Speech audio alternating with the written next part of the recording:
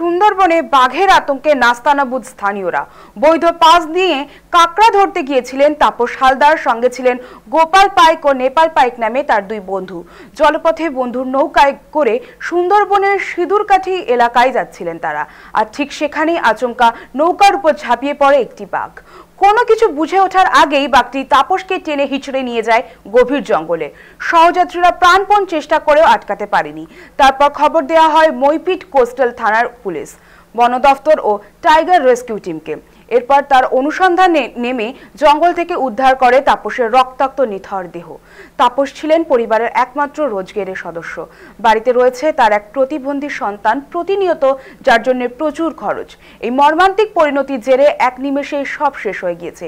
তার পরিবারের এখন শোকের ছায়া, সঙ্গে ভবিষ্যতের অনিশ্চয়তা। এই ঘটনার মাত্র কয়েকদিন আগেই দেউলবাড়িতে বাঘের হামলায় মৃত্যু ঘটেছিল আরও একজনের। ফলে সুন্দরবনের গোটা এলাকা জুড়ে আতঙ্কের পরিবেশ বিরাজ করছে।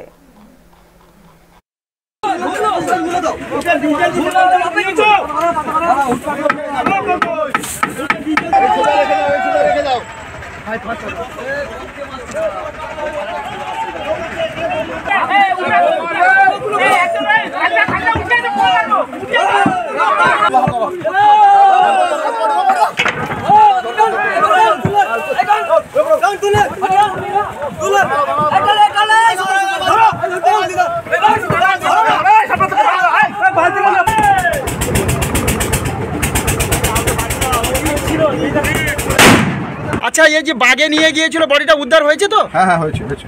রেস্কিউ করেছে, জিএপিএমসি পাড়ার পুলিশ পার্সোনাল, ফরেস্ট স্টাফ সবাই ছিল।